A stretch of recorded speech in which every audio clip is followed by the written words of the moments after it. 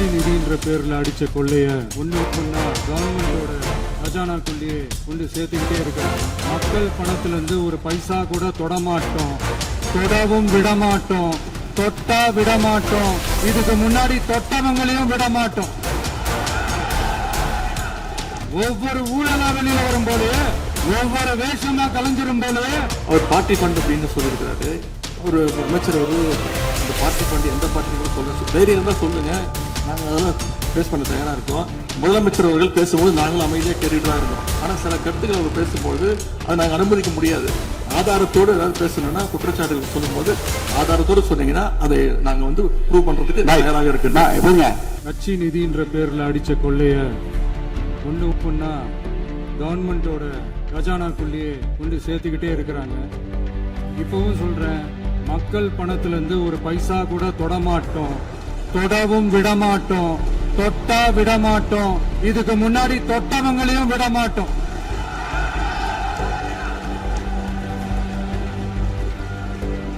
ஒவ்வொரு ஊழலா வெளியில வரும்போது,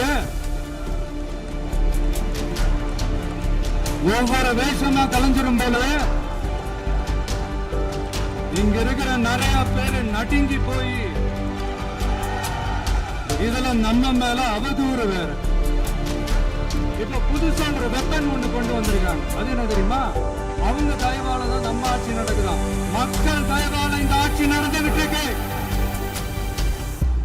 மனசாட்சி உள்ள சக்திகளோட ஆதரவால இந்த ஆட்சி நடந்துகிட்டு இருக்கு. நாங்க தான் அனுப்பி வச்சோம் அப்படின்றாங்க. அனுப்பி வச்சவங்களுக்கு மினிஸ்ட்ரியில இடம் கொடுத்தா ஏன் கதறீங்க? ஏன் இவ்வளவு கோபம்? ஏன் இவ்வளவு கதறல்? இதுல இன்னொரு முக்கியமான விஷயம், மார்க்சிஸ்ட் கம்யூனிஸ்ட் கட்சி நமக்கு ஆதரவு கொடுத்தது சுயேட்சையா எடுத்த முடிவுன்னு சொல்றாங்க. அதே மாதிரி இந்திய கம்யூனிஸ்ட் கட்சி நமக்கு ஆதரவு கொடுத்தது சுயேட்சையா எடுத்த முடிவுன்னு சொல்றாங்க. இதுல எங்க இருந்து நாங்க தான் அனுப்பி வச்சோம்னா புரியல, மக்களுக்கு நல்லா புரியும். இனிமையான இந்த விவாதத்தில் இதுவரை குறுக்கீடுகள் இல்லாமல்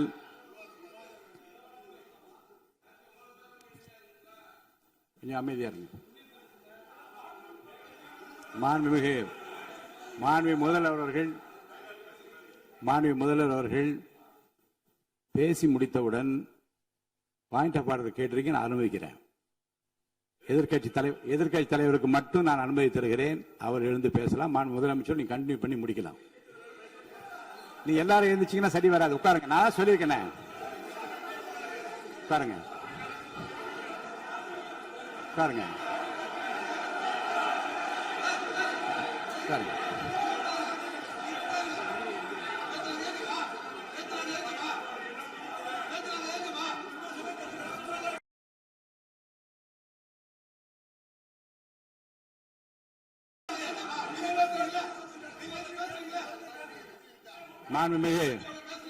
மாண்பு உறுப்பினர்கள் அமைதி காக்க வேண்டும். நேற்று எதிர்க்கட்சி தலைவர் பேசுகிற போதும் அவர் பேசுகிற எல்லாவற்றுக்கும் நான் அனுமதி அளித்தேன். அதில் பாயிண்ட் ஆஃப் கேளுங்க, அந்த விவாதத்தில் கேளுங்க. இப்போதும் மாண்புமிகு முதலமைச்சர் அவர்கள் பேசி முடித்த பிறகு நான் உங்களுக்கு அதுக்குரிய அவகாசத்தை தருகிறேன். நீங்க கேள்வி கேளுங்க. கேட்கிற உரிமையும் விளக்கத்தை பெற்றுக்கொள்ள உரிமை உங்களுக்கு இருக்கிறது. அதற்கு அவகாசம் நான் தருகிறேன். மாண்புமிகு உறுப்பினர் அமருங்க. நான் என் தீர்ப்பை சொல்லுகிறேன். மாண்புமிகு முதலமைச்சர் அவர்கள் பேசி முடித்தவுடன் எதிர்க்கட்சி தலைவருக்கு அந்த வாய்ப்பை நான் தருகிறேன். நிச்சயமா அந்த கேள்வி கேட்கலாம். உட்காருங்க எல்லாரும். முன்னவர் பேசுங்க. மாண்பு பேரவைத் தலைவர் அவர்களே, இன்று இவர்கள் முயற்சி செய்வது, அவர் ஆளுங்கட்சியாக இருக்கின்ற போது, நான் சொல்லிடுறேன் பிளீஸ், ஒரே நிமிஷம் நான் சொல்லிடுறேன் பிளீஸ். ஆளும் கட்சியாக இருக்கின்ற போது நீங்கள் சொன்ன ஒரே வார்த்தை, நாங்கள் பேசி முடித்ததற்கு பிறகு குறிப்பிடுத்துவிட்டு நீங்கள் எந்த கேள்வி வேண்டுமானாலும் கேட்கலாம் என்று ஒரு முறையை நீங்கள் பின்பற்றினீர்கள். அதே முறையை இப்போது பின்பற்ற வேண்டும் என்று கேட்டுக்கொள்கிறேன். பள்ளிக்கல்வித்துறை அமைச்சர், மாண்புமிகு பேரவைத் தலைவர் அவர்களே, நேற்றைய தினம் கூட எதிர்க்கட்சி தலைவர் சொன்னதை முழுமையாக கேட்டு இறுதியில் ஒரு வாய்ப்பு தந்தீங்க. அதுவும் இல்லாம இந்த நேரத்தில் நேரலையில் நீங்களும் பாக்குறீங்க. அங்கிருந்து ஏய் ஒருமையில் விழித்து இந்த பக்கம் இருக்கிற உறுப்பினர்களை பார்த்து ஏய் அப்படின்னு ஒருமையில் விழிப்பதை உங்கள் மூலமாக கண்டிக்கிறேன். அந்த வார்த்தையை அவை குறிப்பிலிருந்து நீக்கணும். கண்ணியம் காத்து முதல்வர் முழுமையாக பேசுவதை காத்து கண்ணியம் காத்து இந்த சபைக்கு ஒரு மரபு இருக்கிறது. அதை மூத்த உறுப்பினர்கள் பின்பற்றபடி உங்கள் மூலமாக கேட்டுக்கொள்கிறேன். மாண்புமிகு முதலமைச்சர் அவர்கள் உரையை தொடரலாம். நான் தரேன். நான் உறுதியாக மாண்புமிகு முதலமைச்சர் அவர்கள் பேசி முடித்தவுடன் எதிர்க்கட்சி தலைவருக்கு அந்த வாய்ப்பு தரப்படும் என்பதை உறுதியாக சொல்லிவிட்டேன். இடையில குறுக்கீடு செய்யாமல் அந்த பேச்சு முழுமையாக பேசி முடிக்க நீங்கள் அனுமதி வழங்க வேண்டும் என்று கேட்டுக்கொள்கிறேன். அமைதியா உட்காருங்க. அவங்க பேசி முடிக்கட்டும், நீங்க கேளுங்க. நான் என்ன சொல்றேன், கேட்கிற உரிமையும் விளக்கத்தை கேட்டு பெற உரிமையும் உங்களுக்கு இருக்கிறது. ஆனா இடையிலே குறுக்கீடு செய்யாமல் அதை முடிக்கும்படி நான் கேட்டுக்கொள்கிறேன். மாண்புமிகு முதலமைச்சர் அவர்கள் தொடர்ந்து நீங்க பேசலாம்.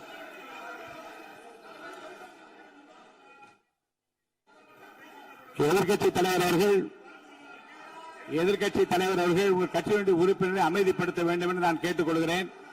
உங்களுக்கு வாய்ப்பு தரவில்லை என்றால் அவர் எழுந்து நிற்பதில் நியாயம் இருக்கிறது. வாய்ப்பு தரப்போகிறேன். மாண்புமிகு முதலமைச்சர் அவர்கள் பேசி முடித்தவுடன் உங்களுக்கு வாய்ப்பு தரப்படும். அது வரைக்கும் உங்களுடைய உறுப்பினரை அமைதி காக்க நீங்கள் தான் பார்த்துக் கொள்ள வேண்டும். மாண்புமிகு அவை முன்னவர். மாண்புமிகு பேரவைத் தலைவர் அவர்களே, அவர் அப்போது சொன்னது வேறு, இப்போது நடந்து கொள்கிற முறைகள் வேறாக இருக்கிறது.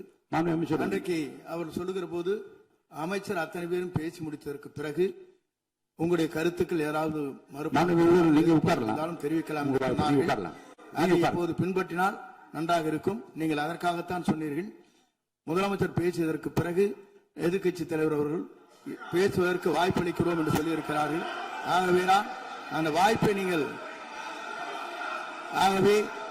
இல்ல அது பதில் சொல்லணும்னு கேட்டிருக்காங்க. பதில் சொல்லணும் சொல்லியிருக்காங்க. பதில் சொல்லினா தங்க பிரச்சனை இல்ல. அப்படி இல்ல. ஆகவே இல்ல நேற்றைய தினம் நீங்கள் அப்படி பேசிக் கொண்டது ஆறாவது இல்ல. நேற்றைய தினம் உங்கள் பேசுகிற போது ஆறாவது குறுக்கிட்டார்களா? நீங்கள் பேசுகிற போது யாருமே குறுக்கிடவில்லை. நீங்க எவ்வளவு பேசினீர்கள், எவ்வளவு வார்த்தைகள் பேசினீர்கள் என்பதெல்லாம் எங்களுக்கு தெரியும். யாருமே இதில் குறுக்கிடவில்லை. இது முதலமைச்சர், எங்கள் முதலமைச்சர் எதிர்க்கட்சி தலைவர் பேசுகிறவர் யாரும் குறுக்கிட வேண்டாம் என்று சொன்னார்கள். அதை நாங்கள் பின்பற்றினோம். ஆனால் இன்றைக்கு நீங்கள் பின்பற்றவில்லை என்றால் வேதனையாக இருக்கிறார். முன்னவர் நேற்று எதிர்க்கட்சி தலைவர் பேசுகிற போது அடுக்கடுக்காக குற்றச்சாட்டுல வைத்தார். இப்போ அதற்குரிய மாண்புமிகு பொதுப்பணித்துறை அமைச்சர் கூட காலையில் அலுவலகத்தை சந்தித்து அவர்கள் சாட்டிய குற்றச்சாட்டுகளுக்கெல்லாம் ஆதாரங்களை எல்லாம் நான் கொண்டு வந்திருக்கிறேன் என்று சொன்னேன். நான் நேற்று அந்த விஷயம் நேற்றோடு முடிந்து விட்டது. ஆதாரங்களை கொடுங்கள். தக்க நேரத்தில் இதை பற்றி சொல்ல வேண்டிய நேர்ந்தால் நான் இதெல்லாம் ஆய்வு செய்து உரிய நேரத்தில் அவை குறிப்பிட்டு ஏற்றுவதற்கு முன்பாக அவரிடம் காட்டி அதற்கு பிறகு அதை பற்றி முடிவெடுக்கும் என்று நான் சொன்னேன். இப்போதும் சொல்லுகிறேன், மாண்பு முதலமைச்சர் அவர்கள் பேசிக் கொண்டிருக்கிறார். பேசி முடிக்கட்டும். எதிர்க்கட்சி தலைவருக்கு உறுதியாக நான் வாய்ப்பு தருவேன். அவர் கேள்விகளை முன்வைக்கலாம், விளக்கங்களை பெறலாம். இப்போதைக்கு பேரவைத் தலைவர் என்ற முறையில் என்னுடைய முடிவு இதுதான். அவையில் இருக்கக்கூடிய உறுப்பினர்கள் அமரும்படி நான் கேட்டுக்கொள்கிறேன். நான் முதலமைச்சர் அவர்கள் பேச வேண்டிய போ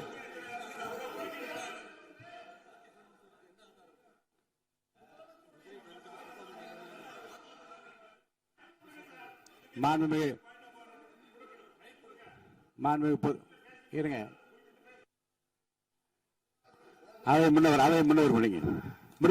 பேரவைத் தலைவர் அவர்களே, நேற்றைய தினம் நீங்கள் முழுமையாக பேசினீர்கள். உங்கள் பேச்சுக்கள் எப்படி இருந்தது என்பதும் நாடு அறியும். இருந்தாலும் கூட நாங்கள் அமைதியாக இருந்தோம். இல்ல நீங்க இருங்க. ஒவ்வொரு வார்த்தைக்கு இருங்க. நீங்க மின்வெட்டையில நீங்க சொன்னீங்க. உங்களுடைய முன்னாள் அமைச்சர் ஆற்காடு வீராசாமி இருக்கிற போது மின்வெட்டால் தான் நாங்கள் ஆட்சியை மாறியது என்றெல்லாம் சொன்ன கதையெல்லாம் இருக்கு. அதெல்லாம் சொன்னோம்னாங்க. நாங்களே அமைதியா இருந்தோம். அதுக்கு அங்கே தயவு செய்து எதிர்க்கட்சி தலைவருக்கு வாய்ப்பளிக்கிறார்கள். அந்த வாய்ப்பை நீங்கள் அவர் முதலமைச்சர் பேசுவதற்கு பிறகு பேசினால் அழகாக இருக்கும். அவை முன்னர் பள்ளிக் கல்வித்துறை அமைச்சர். மாண்புமிகு பேரவைத் தலைவர் அவர்களே, அவர் ஒரே ஒரு வார்த்தையை தான் சொன்னார். பார்ட்டி ஃபண்ட் என்ற வார்த்தையை கேட்டு எதிர்க்கட்சி நண்பர்கள் கோபப்படுகிறார்கள். ஆனால் அதன் மீது உங்களுக்கு பாயிண்ட் ஆஃப் ஆர்டர் தருவதாகவும் நீங்கள் வந்து சட்டப்பேரவை தலைவர் சொல்கிறீர்கள். நேற்றைய தினம் இதே போல வெற்றி தலைவர் அவர்களினுடைய வழிகாட்டில் வளர்ந்த நாங்கள் சகிப்புத்தன்மையோடு அவர்கள் பல வார்த்தைகள் சொன்னார்கள். புதிதாக சோஃபா மாடல் என்றார்கள், குதிரை பேரம் என்றார்கள், எத்தனையோ வார்த்தைகள் சொன்ன போது சகிப்புத்தன்மையோடு அதை கேட்டு பொறுமையாக இருந்தோம். இவர்கள் குதிரை பேரம் எல்லாம் அவைக்குள் நீக்கப்பட்டு விட்டது. சரி, சோஃபா மாடல் என்று சொன்னார்கள். ஆதாரம் கேட்டு இப்படி எழுந்து நாங்கள் கொந்தளிக்காமல் ஒரு சட்டமன்றத்தில் ஒரு உறுப்பினர் எப்படி நடந்து கொள்ள வேண்டும் என்பதற்கு எடுத்துக்காட்டாக தமிழக வெற்றி கழகத்தின் உறுப்பினர்கள் நடந்து கொண்டார்கள். இப்போது மதிப்பிற்குரிய எதிர்க்கட்சி தலைவர் அவர்களை உங்கள் ஊடாக நான் கேட்பது என்னவென்றால், அவர்களினுடைய கட்சி உறுப்பினர்களை அவர் அமைதிப்படுத்தி முதல்வர் அவர்கள் உரையை முழுமையாக கேட்டு சகிப்புத்தன்மைக்கு சட்டமன்றத்தில் இந்த பக்கம் மட்டுமல்ல அந்த பக்கமும் எடுத்துக்காட்டாக இருப்பதற்கு அவர் வழிவகை செய்ய வேண்டும் என்று உங்கள் மூலமாக கேட்டுக்கொள்கிறேன். பொதுப்பணித்துறை அமைச்சர்.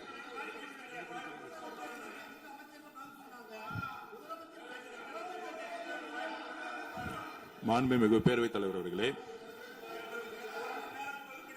திராவிட முன்னேற்ற கழகம் முதல் நாளில் இந்த சபையுடைய மரபையும் பாரம்பரியத்தை பற்றியும் நமக்கு வகுப்படுத்தார்கள். அந்த மரபுப்படி எங்களுடைய தலைவருடைய வழியில் இந்த சட்டசபையுடைய நிகழ்வுகளில் நாங்கள் கலந்து கொண்டிருக்கிறோம். நேற்றைய எதிர்க்கட்சி தலைவர் பேசும்பொழுது எவ்வளவோ வார்த்தைகள் உண்மைக்கு புறம்பாக சட்டத்திற்கு எதிராக ஒரே நிமிஷம் பேசுறேன். சட்டத்திற்காக பேசும் பொழுது நாங்கள் அமைதியாக இருந்தோம். ஒரு 2-3 முறை தான் வந்து அவரு பேசும்போது மினிஸ்டர்கள் நின்னாங்க. ஆனா இன்னைக்கு மாண்புமிகு முதலமைச்சருடைய முதல் உரை, கடந்த 4 நாட்களாக திராவிட முன்னேற்ற கழகம் முதலமைச்சர் ஏன் பேசலன்னு சொல்லிட்டே இருந்தாங்க. இன்னைக்கு பேச ஆரம்பிச்ச உடனே அவர் சொன்ன வார்த்தை பார்ட்டி ஃபண்ட் சொன்னார். எந்த பார்ட்டின்னு சொல்ல. ஆனா அந்த வார்த்தைகள் சொல்லி முடிஞ்ச உடனே எதற்காக முதலமைச்சருடைய பேச்ச இவங்க வந்து குறுக்கிறாங்கன்னு தெரியல. நீங்கள் சொன்னதுபடி முதலமைச்சர் பேச வேண்டும். பேசிய பின்பு கருத்துகளுக்கு பதிலளிக்க அவர்கள் பதிலளிக்க நாங்களும் பதிலளிக்க தயாரிக்கிறோம் பதிவு பண்றோம். மாண்பு முதலமைச்சர் அவர்கள்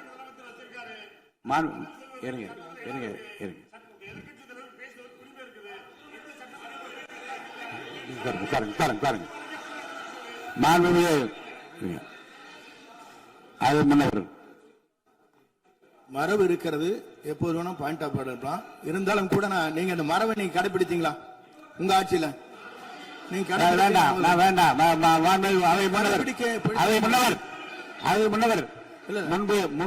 முன்பு எப்படி நடந்தால் என்பதை பற்றியோ முன்பு நடந்த நிகழ்வுகள் பற்றியோ நீங்கள் சொல்லி மீண்டும் இந்த அவையினுடைய மாண்பை குறைக்க வேண்டாம் என்று நான் கேட்டுக்கொள்ள வேண்டாம்.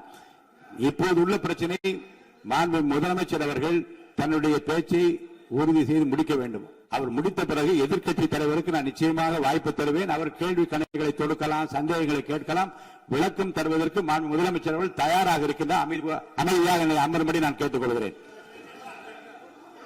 இப்ப நான் அனுமதிக்க முடியாது. மாண்பு முதலமைச்சர் உரையை தொடரலாம்.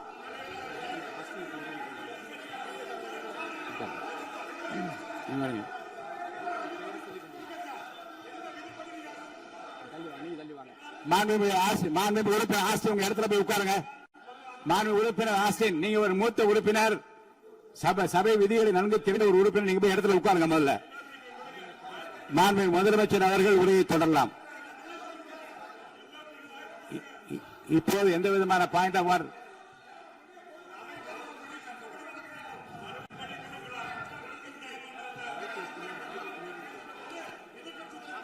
நான் வாய்ப்பு இல்லை என்று சொன்னால் நீ எழுந்து நிற்பதில் நியாயம் இருக்கிறது.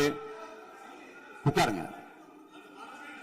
வாய்ப்பு உறுதியாக எதிர்க்கட்சி தலைவருக்கு பாயிண்ட் ஆஃப் ஆர்டர் மட்டுமல்ல, உட்கார்ந்து அவர் பேசிய பேச்சுக்களை என்னென்ன இருங்க, என்ன உங்களுக்கு சந்தேகம் இருக்கிறதோ, வினாக்கள் இருக்கிறதோ அதை நீங்க கேட்கலாம். அவர் பதில் சொல்வதற்கு தயாராக இருக்கிறார். பேசி முடிக்கின்ற வரை அமைதி காக்கும்படி உங்களை நான் கேட்டுக் கொள்கிறேன். மாண்புமிகு எதிர்க்கட்சி தலைவர் முழு ஒத்துழைப்பை நீங்கள் தர வேண்டும் என்று நான் எதிர்பார்க்கிறேன்.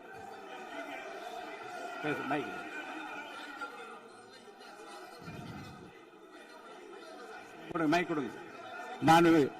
மாண்புமிகு எதிர்க்கட்சி தலைவர் பேரவைத் தலைவர் அவர்களே, நீங்க உட்காருங்க. நேற்று நான் பேசும்போது சில அமைச்சர்கள் குறுக்கிட்டு பேசினாங்க, அதற்கு நீங்க அனுமதி கொடுத்தீங்க. அதே மாதிரி இன்னைக்கு முதலமைச்சர் பேசும்போது சில வார்த்தைகள், தவறான வார்த்தைகள் பேசுறாரு. அவர் பார்ட்டி ஃபண்ட் அப்படின்னு சொல்லியிருக்கிறாரு. அவர் அமைச்சர் அந்த பார்ட்டி ஃபண்ட் எந்த பார்ட்டின்னு கூட சொல்ல தைரியம் இருந்தா சொல்லுங்க, நாங்க அதெல்லாம் ஃபேஸ் பண்ண தயாரா இருக்கோம். எதையும் ஆதாரத்தோடு எதையும் பேசுங்க. நீங்க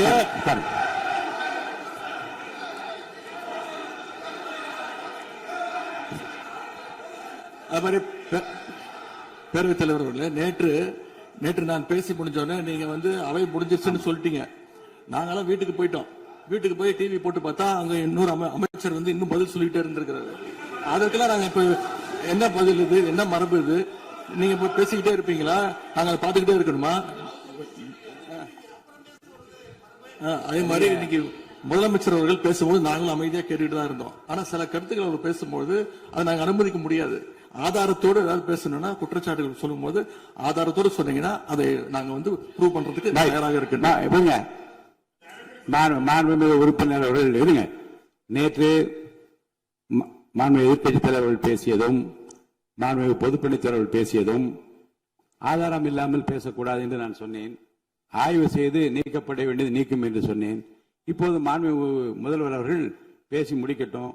நீங்கள் கூறிய கருத்துப்படி அதில் ஆதாரங்கள் இல்லாத குறிப்பாக இருந்தால் அதை நீக்குவதற்குரிய உரிமை எனக்கு இருக்கிறது. ஆய்வு செய்து நான் நடவடிக்கை எடுப்பேன். இப்போது மாண்புமிகு முதலமைச்சர் அவர்கள் பேசலாம். இந்த டாஸ்மாக் மாதிரியே பல டிபார்ட்மெண்ட்லயும் மறுபடியும் சொல்றேன், கட்சி நிதின்ற பேர்ல அடிச்ச கொள்ளைய ஒன்னா கவர்மெண்டோட கஜானாக்குள்ளேயே கொண்டு சேர்த்துக்கிட்டே இருக்கிறாங்க. இப்பவும் சொல்றேன், மக்கள் பணத்துல இருந்து ஒரு பைசா கூட தொடமாட்டோம், தொடவும் விடமாட்டோம், தொட்டா விடமாட்டோம். இதுக்கு முன்னாடி தொட்டவங்களையும் விடமாட்டோம்.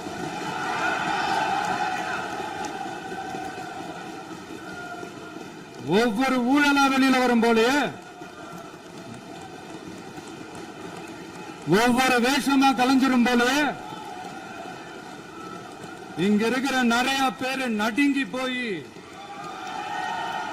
இதுல நம்ம மேல அவதூறு வேற. இப்ப புதுசா ஒரு வெப்பன் ஒண்ணு கொண்டு வந்திருக்காங்க. அது என்ன தெரியுமா?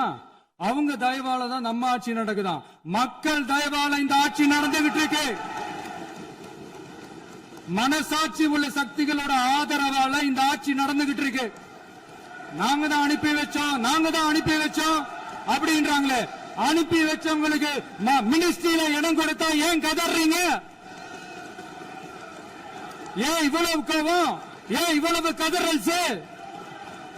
இதுல இன்னொரு முக்கியமான விஷயம், மார்க்சிஸ்ட் கம்யூனிஸ்ட் கட்சி நமக்கு ஆதரவு கொடுத்தது சுயேட்சையா எடுத்த முடிவுன்னு சொல்றாங்க. அதே மாதிரி இந்திய கம்யூனிஸ்ட் கட்சி நமக்கு ஆதரவு கொடுத்தது சுயேட்சையா எடுத்த முடிவுன்னு சொல்றாங்க. இதுல எங்க இருந்து நாங்க தான் அனுப்பி வச்சோம்னா புரியலையே. மக்களுக்கு நல்லா புரியும். எல்லாத்தையும் தெளிவா பார்த்துக்கிட்டு இருக்கிறாங்க.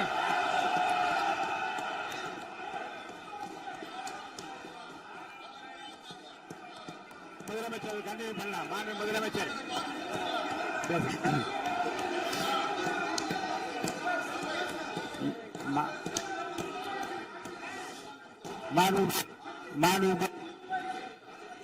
முதலமைச்சர் கண்டினியூ பண்ணலாம். நீ கண்டினியூ பண்ணலாம்.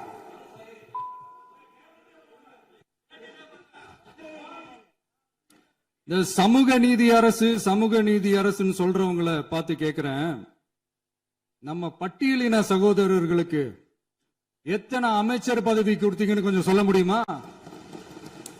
ஆனா நம்மளுடைய அரசுல 8 அமைச்சர் பதவிகள் யாருக்கு? நம்ம பட்டியலின சகோதரர்களுக்கு.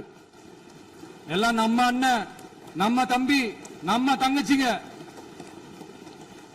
அண்ணல் அம்பேத்கர் அவர்களுடைய கிட்டத்தட்ட 100 ஆண்டு கால கனவு இப்ப நிறைவேறி இருக்கு. நான் ஏன் கொஞ்சம் சவுண்டா பேசுறேன் அப்படின்னா அவங்களுக்கு கேட்கணும்ன்றதுக்காக தப்பா எடுத்துக்காது. அதே மாதிரி பெண்களோட பாதுகாவலர் நாங்க தான் அப்படின்னு சொல்லிக்கிறவங்களை கேட்கிறேன், எத்தனை பெண்களுக்கு அமைச்சர் பதவியில இடம் கொடுத்தீங்க கொஞ்சம் சொல்ல முடியுமா?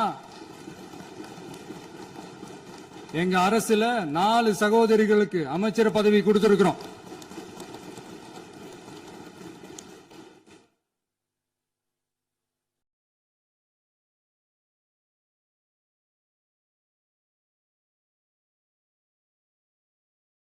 அதனால மக்களால் நிராகரிக்கப்பட்டு மக்களால் அகற்றப்பட்டவங்களுக்கு ஒன்னே ஒன்னு சொல்லிக்கிறோம், தப்பே செய்ய மாட்டோம், ஊழலே செய்ய மாட்டோம், நேர்மையா தான் இருப்போம், நியாயமா தான் இருப்போம் அப்படின்னு சொல்றவங்களால மட்டும்தான் கூட்டணி ஆட்சி அமைக்க முன்வரும். ஆட்சியிலையும் பங்கு அதிகாரத்திலையும் பங்கு கொடுக்க முன்வரும். ஊழல்லையே ஊறி போனவங்களால இந்த கூட்டணி ஆட்சியோ ஆட்சியிலையும் பங்கு அதிகாரத்திலையும் பங்கு கொடுக்க முன்வராது. மெஜாரிட்டி இருந்தாலும் தரமாட்டாங்க, மெஜாரிட்டி இல்லனாலும் தரமாட்டாங்க. கேட்டா ரெடிமேடா ஒரு பதில் ஒண்ணு வச்சிருப்பாங்க, கூட்டணி ஆட்சியை மக்கள் விரும்ப மாட்டாங்கன்னு. அதே மக்கள் தான் இப்ப அவங்கள பார்த்து சிரிக்கிறாங்க. நான் பதவியேற்ற அன்னைக்கு கொஞ்சம் டைம் அவகாசம் கேட்டேன். எதுக்கு கேட்டேன்? நிதி நிலைமைலாம் கொஞ்சம் மோசமா இருக்குது, அதெல்லாம் கொஞ்சம் சரி செஞ்சுக்கிட்டு படிப்படியா கொஞ்சம் கொஞ்சமா நான் கொடுத்த வாக்குறுதிகள்லாம் செயல்படுத்துவேன், அதுக்காக கொஞ்சம் டைம் அவகாசம் கேட்டேன். நான் ஏதோ வேற எதுக்காகவோ வேற யாருக்காகவோ ஏதோ அவகாசம் கேட்ட மாதிரி.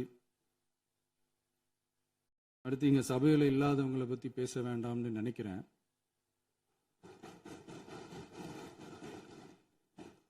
இங்க நம்மளை பத்தி அவதூறு பரப்புறதோட மட்டும் இல்லாம இப்ப நம்ம மக்கள் மேலேயும் அவதூறு பரப்ப ஆரம்பிச்சிட்டாங்க. மக்கள் நமக்கு ஓட்டு போட்டது தப்பான், குடும்பம் குடும்பமா நமக்கு ஆதரிச்சது தப்பான்.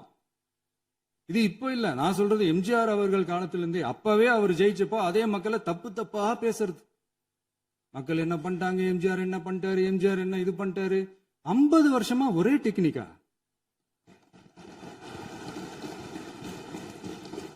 டெக்னாலஜி எல்லாம் மாறி வேற எங்கேயோ போயிட்டு இருக்கு. பஸ் இதுல கொஞ்சம் டெக்னிக்காச்சும் கொஞ்சம் மாத்தினா கொஞ்சம் நல்லா இருக்கும்.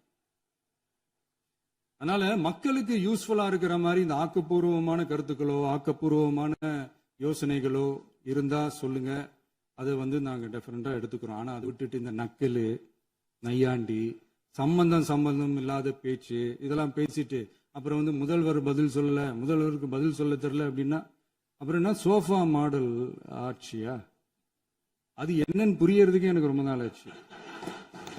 இந்த சோஃபா செட்டு, டேபிள் சேரு, டீபாய், பர்னிச்சர் பிசினஸ் எல்லாம் வேற எங்க வெளியில போய் பண்ண சொல்லுங்க. அப்படி அந்த பிசினஸ் தான் பண்ணணும்னா நிறைய பிசினஸ் பண்ற மாதிரி வெளியில போய் பண்ண சொல்லுங்க, இங்க சட்டசபைக்குள்ள வேணாம். அதனால ஆக்கப்பூர்வமான கருத்துக்கள் இருந்தா சொல்லுங்க, டெஃபினட்டா அது சரியா இருந்தா நாங்க ஏத்துக்கிறோம். எனக்கு ஒரு குட்டி கதை ஒண்ணு ஞாபகம் வருது, சொல்லாமா? ஒரு ஊர்ல ஒரு பெரியவர் வெயில் ரொம்ப ஜாஸ்தியா இருக்குன்னு சொல்லிட்டு கண்ணுக்கு மேல கை வச்சுக்கிட்டு இப்படி சுத்தி முத்தி தேடிக்கிட்டு இருந்தாராம். அப்ப கூட இருந்த ஒரு சின்ன பையன் என்ன தேடுறீங்க அப்படின்னு கேட்டானா. அதுக்கு அந்த பெரியவர் சொன்னாரா, அது ஒண்ணு இல்ல தம்பி, உங்க அப்பா இங்கதான் இருப்பாருன்னு சொன்னாங்க, அதான் தேடிக்கிட்டு இருக்கேன், எங்க உங்க அப்பாவையா காணோம்?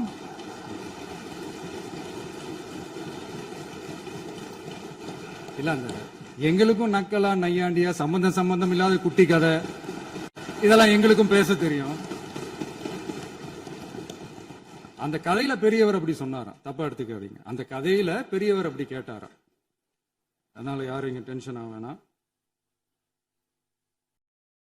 அதனால இன்னொரு இந்த என்னுடைய உரையை முடிக்கிறதுக்கு முன்னாடி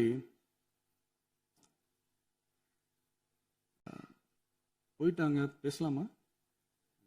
உங்க கருத்துக்களை நீங்க முழுமையாக மன நிறைவோடு பேசலாம். டிவில பார்ப்போம். சரி, அதான் 5 நிமிஷம் பேசுனதுக்கே கொளத்தூரி இந்த ஆட்டம் அடிச்சு பேசுனா அப்புறம் என்ன பண்றது? கடைசியா நான் இந்த உரையை முடிக்கிறதுக்கு முன்னாடி ஒரு முக்கியமான ஒரு விஷயம் பத்தி சொல்லணும். ஆளுநர் உரை அன்னைக்கு இந்த தமிழ் தாய் வாழ்த்துக்கு அப்புறம் தேசிய கீதம் பாடினது தப்பு, தேசிய கீதம் 2 முறை பாடினது தப்பு, அப்படி ஒரு நிகழ்வு இதுக்கு முன்னாடி இந்த சட்டசபையில நடந்ததே கிடையாது, அந்த மரபே மாத்திட்டீங்க, இப்படி ஒரு பெரிய ஒரு போர் மாதிரி எதிர்கட்சியை சார்ந்தவங்க எல்லாம் சொன்னாங்க இல்லையா. அந்த மாநில உரிமை போராளிகளை, அந்த மரபு காக்கிற உரிமை போராளிகளை ஒரே ஒரு கேள்விதான் கேட்கணும். 2021 ஆகஸ்ட் 2 ஞாபகம் இருக்கா? Centenary celebration of Tamil Nadu legislature. அந்த ஃபங்க்ஷன்ல நம்ம முன்னாள் முதலமைச்சர் கருணாநிதி அவர்களோட கலைஞர் அவர்களுடைய கலைஞர் அவர்களுடைய புகைப்படத்தை மாண்புமிகு குடியரசுத் தலைவர் திறந்து வைக்கிற ஒரு ஃபங்க்ஷன். அந்த ஃபங்க்ஷன்ல national anthem followed by Tamil Thai Vazhthu அப்படின்னு அறிவிச்சது ஞாபகம் இருக்கா? அதாவது தேசிய கீதத்துக்கு அப்புறமா 2வது முறையா, நோட் திஸ் பாயிண்ட் மாண்புமிகு பேரவைத் தலைவர் அவர்களே, பிளீஸ் நோட் திஸ் பாயிண்ட். தேசிய கீதத்துக்கு அப்புறம் 2வது முறையாக தமிழ் தாய் வாழ்த்து பாடப்படும் அப்படின்னு சொன்னது ஞாபகம் இருக்கா? அதுவும் முத்தமிழ் அறிஞர் அப்படின்னு சொல்ற நம்ம கலைஞர் அவர்களுடைய அந்த புகைப்படம் வெளியிட்டு விழாவில் அவர் இருந்த இதே சபையில தமிழ 2வது இடத்துக்கு தள்ளினது யாருன்னு ஞாபகம் இருக்கா? அது மட்டும் இல்ல, அந்த தேசிய கீதத்தை நாட்டுப்பண் நேஷனல் ஆந்தம்னு சொல்லி அதே ஃபங்க்ஷன்ல கடைசியா ஃபங்க்ஷன் முடியும் போது செகண்ட் டைம் தேசிய கீதம் பாடினதும் ஞாபகம் இருக்கா? இதே அவையில் தான், அது அவை குறிப்பிலும் இருக்கிறது, இதே அவையில் தான் நடைபெற்றது. இந்த தக்க நேரத்தில் இந்த ஆதாரங்களை அளித்த மாண்பு முதல் அவர்களுக்கு நன்றியை தெரிவித்துக் கொள்கிறேன். டவுட் இருந்தா இந்த புக்கை பார்த்து தெரிஞ்சுக்கலாம். அதனால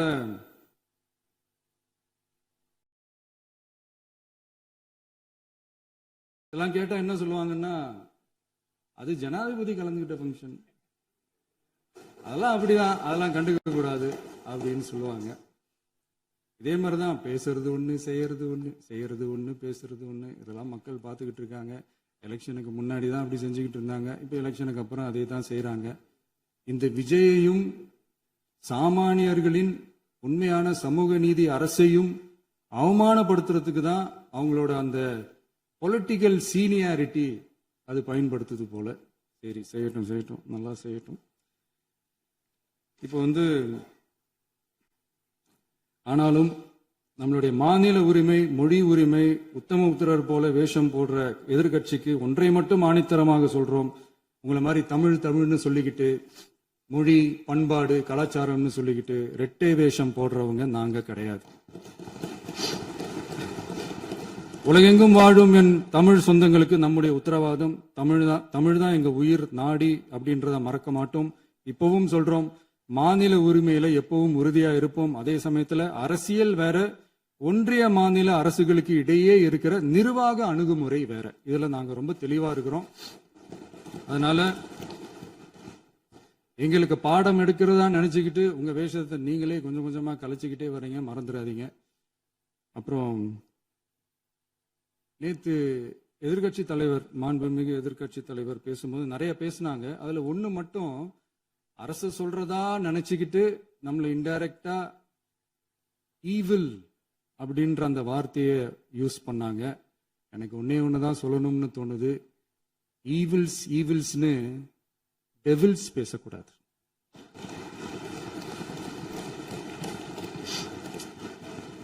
அவங்க இருந்திருந்தா ஒரு ஆக்ஷன் பண்ணணும்னு எனக்கு தோணுச்சு. எல்லாரும் போயிட்டாங்க. பர்மிஷன் பண்ணலாமா? இப்பவும் பண்ணலாம், ஒண்ணும் தப்பு இல்ல.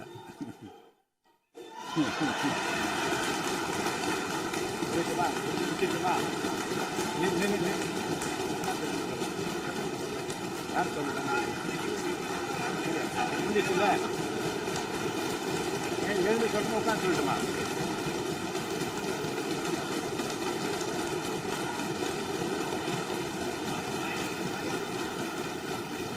விவாதம் விவாதம் முடிவுற்றது. மாண்புமிகு உறுப்பினர்கள் முன்மொழிந்த திருத்தங்கள் வலியுறுத்தப்படுகின்றனவா என்று அறிய விரும்புகிறேன். மாண்புமிகு உறுப்பினர்கள் முன்மொழிந்த திருத்தங்கள் அனைத்தும் பேரவையின் அனுமதியில் திரும்ப பெறப்படுகின்றன.